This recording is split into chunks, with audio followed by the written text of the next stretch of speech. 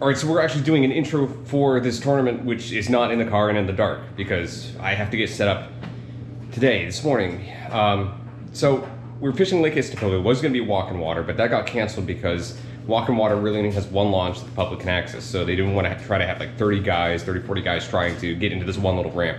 So we're going to fish Lake Istokpoga, which we fished last year, and we finished third behind James and Chris. So we know the lake, we know what to expect. And here's what I'm expecting. There's no offshore vegetation, so no fish are gonna be out in the middle. They're not gonna be out there. On top of that, we're too close to the end of the bass spawn, and we're at the beginning, or kind of in the middle right now, I wanna say, of the shad spawn. And that's what I'm gonna be keying in on tomorrow. I've gotta make a long paddle in the morning, get out there to where there is this one little spot where there's a little bit of cypress trees, and then there's these little grass patches between the lily pads and the shoreline. And when I was there, in the pre-fishing video, which you saw, the fish were just boiling on these shad, like non-stop. And it was probably for about 2 hours before it completely shut down. Conditions are going to be almost identical, at least in the morning, as they were during the pre-fish. So I need to make the most of that. It's a risky move because the next spot that I would rather go fish is about a mile away. So if I can get there and get 5 fish in the morning, I should be set.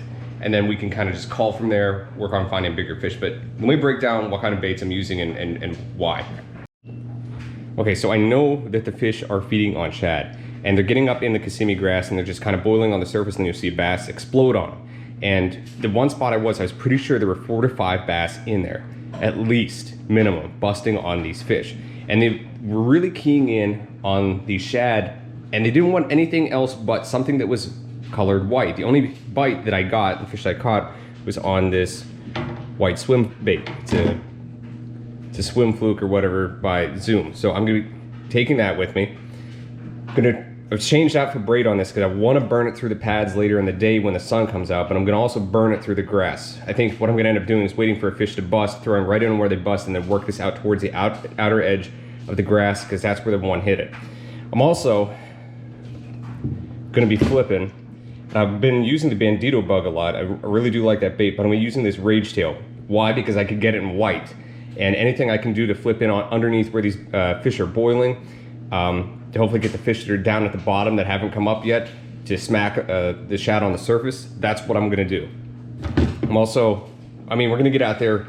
It's gonna be just light enough when it's lines in that I think that I can get some on a fluke working the edges. And I can also burn this across the surface along the side of the grass line, and I think that'll be enough to get some bass to come up and grab it. But anyway, that's the game plan. I'm charging everything up right now, make sure I have full GoPro batteries are gonna be fully charged, making sure that my unit is charged as well, because I have the waypoints marked on that Lawrence unit. So I'm kind of nervous about this one, more than the other ones, because I know that people have been posting really good catches, and people are saying, oh, I'm getting 90 inches and blah, blah, blah. To be honest, I think it's gonna take 90 to 100 inches to win this tournament. It's a good lake, it has a lot of big fish in it. If I can get 2 good ones and then 3 decent ones, 2 over 20 inches and then 3 that are in that 15 to 20 inch range, I'm pretty sure I can win this. But it's gonna depend on if the shad spawn is still going on and it isn't over, and if I can get 5 fish quick. The last time I was up there, I caught 3 in just a few hours. Probably should have had more, but it took me a minute to figure out what the fish were busting on when the shad were there.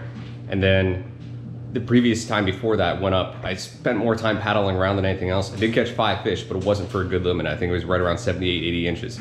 So I'm gonna need way more than that. All right, well, try to get some sleep tonight, and let's see what happens tomorrow. All right, it's morning time. We're sitting on the same grass patch that the fish were busting on. Hopefully the shad spawn is still going on, and they'll either start hitting this once the sun starts to come up. I figure once the sun comes up, we've got about an hour before it shuts off. I'm gonna work all this grass and then the grass that's back behind me a little bit. But a lot of bugs. These things are they're mosquitoes, I guess, but they're not biting mosquitoes. They're blind mosquitoes, and they're more annoying than anything else. But I doused myself in bug spray this morning so I wouldn't get bit. These guys serve as a good food source for a lot of bait fish and birds and stuff like that. So anywhere there's a bunch of these, you'll see a bunch of birds flying around. And I've been having a lot of luck catching fish around those kind of areas, but now we just wait. Let's see what happens. Man, it's really hard to sit here patiently. I've already had one bust literally just to my left and one bust up in front of me. I don't think they're quite up in the grass yet. Until the sun kind of gets up, I don't think the bait fish are going to push up into the grass to get away from them just yet.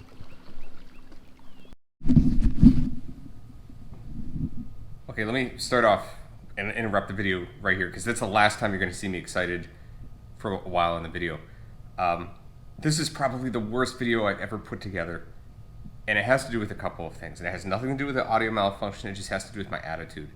All right, and I have to give you kind of a background. I'm probably going to narrate a bunch over top of the video, so I'm sorry if this is not like the best or most exciting one. In fact, I don't even think I get any fish on video of me actually catching them. I've got them in the boat on video, I know that, especially the big one, but it just... Okay, so that week was a really rough week for me. This is obviously post that, but we had a situation with a family member on my wife's side where they ended up going into critical care when she left immediately to go help out with that, which left me with my two boys for the week up until I think Thursday she came home. So it put a lot of stress on her, and it put a lot of stress on me, because I wanted to do whatever I could with the boys and just keep that, let her know that everything was good, and keep that kind of stress off her mind so she could focus on that. And it was fine. My boys were great. We had a fantastic 4 days together, but I'm still stressed out about my wife because I know she's stressing out. And then I couldn't find a hotel close enough to Istokpoga that was, worth the money, nothing within 30 minutes, it wasn't double what I spent last year. So I woke up like 2 in the morning to make the long drive down to Istokpoga to get the early launch. I knew that I would have to get out there to this spot, which, by the way, at the end of this, you're going to see that the spot didn't even produce any fish. And I knew it was a high-risk move, a high-risk, high-reward, but it didn't happen. So I ended up paddling a lot, and then there was a boat tourney, and a lot of guys were in my second spot already, which I should have just gone to in the first place, because I ended up finding out later that people were catching fish there. And it was just, at that point, about midday, I was done. I was ready to leave. I wasn't worried about Angler of the Year points. I wasn't worried about my fish to tourney. I did not want to be there physically and mentally. So to understand that this is what's going on in the back of my mind, this is how I feel. I'm already tired, and it's only like 10 a.m. Like, I'm exhausted. So a lot of this, I'll be narrating through a lot of this video, kind of explaining what's going on, what I'm doing, what worked, what didn't work, and how I was catching some fish, or the ones that I did catch. So that's the background of this. So sorry if the video isn't great, but this is what was running through my mind. The quality of the video was the last thing on my mind. That and actually tournament fishing at that point. So, yeah. We got 1 minute. Hopefully they're here. I'm not seeing any activity right now, but I did have 2 busts on the surface earlier. So hopefully they're just kind of cruising around, and soon look at the bait fish crowd up. They may not be here. Might need to move around a bit, see if I can find the fish out here somewhere. So my first spot was a bust. They aren't there. It's weird because there's a lot of dead bugs up on the water surface, so I'm not seeing a lot of activity. A couple gar slapping the surface here and there, but no bass and no shad. So we're gonna move to spot number 2. I'm noticing the water is a little bit cooler. It's down about half a degree. So with the sun, with it being sunny today, I'm gonna assume it's gonna be an afternoon bite. And if that's the case, with it sunny like this, the fish aren't gonna be out prowling. I think they're gonna be up underneath lily pads and back in vegetation. So we're gonna make the move now. I think essentially I spent about an hour back there. So we're gonna make the move now and maximize our time fishing these islands. So what you're seeing here is me just pitching into this spot where this is where I caught the biggest fish of my pre-fish, this 19 3/4.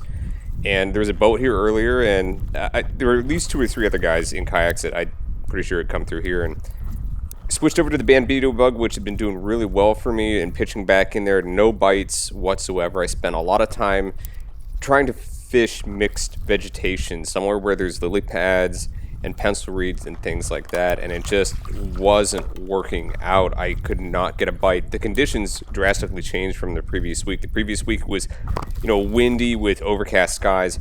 It was sunny and it got hot, and it's different than any pre-fish day that I had. And even in the recap on the live broadcast, that was brought up, and I talked to Chris Mitchell a little bit about it as well. Like, we weren't pulling the numbers that we were pulling during the pre-fish. The conditions were, it was supposed to be windy today, like 9 to 10 mile an hour winds, and it definitely never really reached that. So never got the big waves and stuff that we'd had before.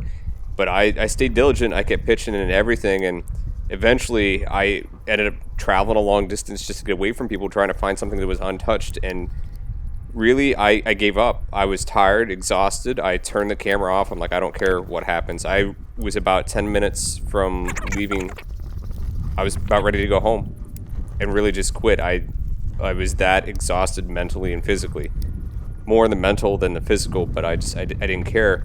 And then it just happened to be that I was like, I'll stay an extra 5 minutes. Let me cast over in this spot here. Some thick reeds with some sparse reeds out in front of it in this back pocket along this one side of this one island. I ended up catching this fish here, which is 15 inches. And that was like, okay, well, I'll stay a little bit longer. And then I catch another one off some spearheads, which is 14 and a half inches. I'm like, okay, maybe we got something. So now I'm a little amped. So I get into the spearheads and this happens. Give up. Oh my gosh, I'm shaking. That's what I'm talking about right there.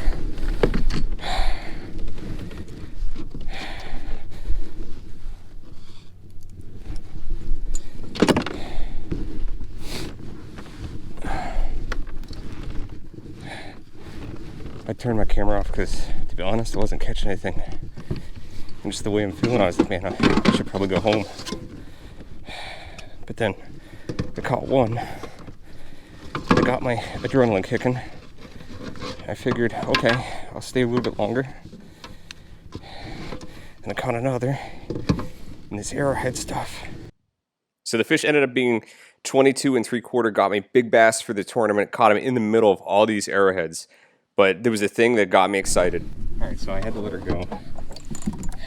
Put her on in this, but she slipped off. That's okay. I had her in the water long enough. It's not my PB, but it's a good fish. Probably 7.5 pounds. Just sitting in this arrowhead stuff, man. All I did was pitch out in front of me and let it bounce. Never give up, man. I just a lot of anxiety right now. Nothing to do with fishing tournament, just other things, stress, and man, I was about ready to call it a day. So I ended up searching for new water to try to catch another fish. Came across this little area here. Didn't get it on camera, but I get a fourth fish coming up. Again, just off of these little isolated arrowhead patches. He actually swam out to get it. Not a big one, but it was still another fish. And that left me with 4 on the board, and I was really trying to find that 5th fish throughout the day. It just never happened. The conditions from here on out just got tougher. I really wish I would have gone to a couple other spots, but I didn't have time, and physically, there's no way I was going to be able to do it. But at this point, I'm not ready to give up now. I'm in it. I have a chance.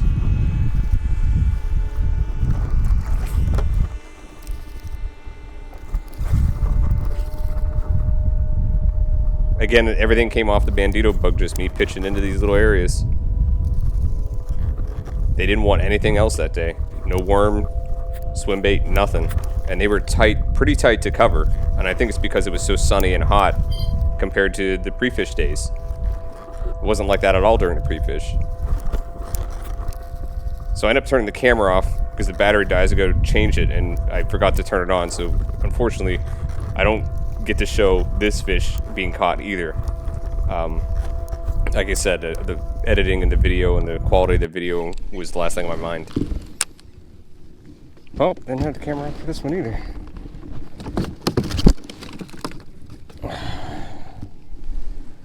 of course he swallowed it. Alright, one away from a limit.